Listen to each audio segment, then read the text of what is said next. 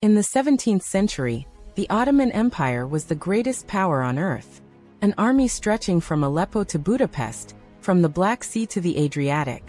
In 1683, the Ottomans decided to cross the final frontier into the heart of Europe, continuing their long campaign to occupy the old continent. Their target was clear: Vienna, capital of the Austrian Empire and the gateway to Central Europe. But the campaign that began as a certain victory would end as the greatest military and political disaster in Ottoman history, marking the start of a long, irreversible decline. Sultan Mehmed IV ruled from Istanbul, but real power lay in the hands of his Grand Vizier, Kara Mustafa Pasha, a man consumed by pride, convinced that Europe could be subdued with cannon fire and cavalry. In the spring of 1683, Kara Mustafa gathered more than 150,000 Ottoman troops, an enormous force composed of Janissaries, Anatolians, Arabs, Balkan auxiliaries, and Crimean horsemen. They brought with them hundreds of cannons and river flotillas to supply the siege army. Advancing north through Hungary, they terrified all of Europe. In July 1683, the Ottomans surrounded Vienna from every direction. Inside, only 15,000 Austrian defenders remained under Count Ernst von Starhemberg. Yet Starhemberg refused to surrender. The Ottomans employed mine and explosion tactics, digging tunnels under the city walls and packing them with gunpowder. Each blast shattered parts of Vienna's defenses and the defenders' morale.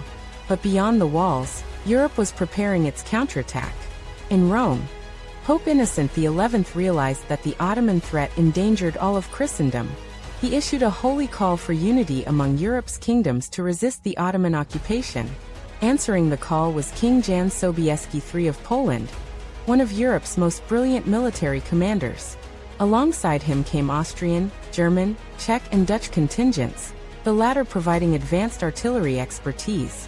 Thus was born the first unified European coalition, later known as the Holy League.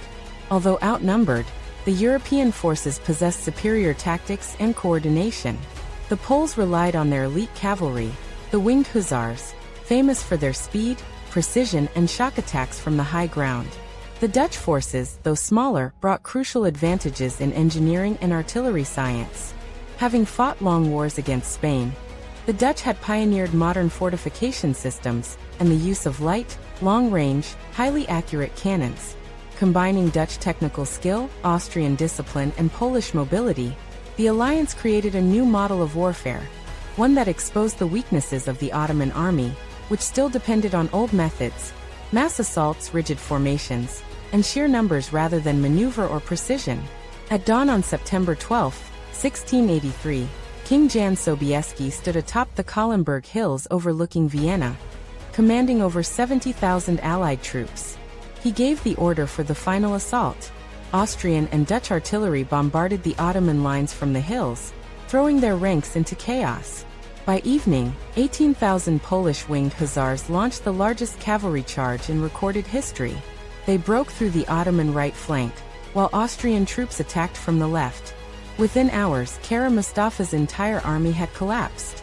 Tens of thousands were killed or captured, and the victors seized Ottoman cannons, weapons, gold, and lavish tents abandoned in panic.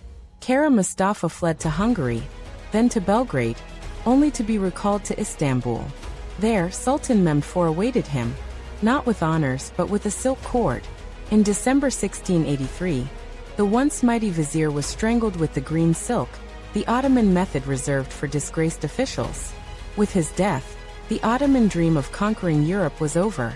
2 years later, the Holy League, uniting Austria, Poland, Venice and Russia, formally launched a long campaign that expelled the Ottomans from most of Hungary and the Balkans.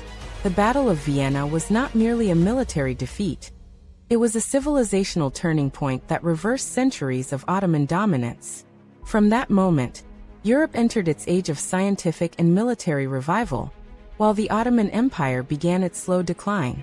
And so, on the gates of Vienna, the Ottoman dream of occupying Europe was buried, and the modern European order was born.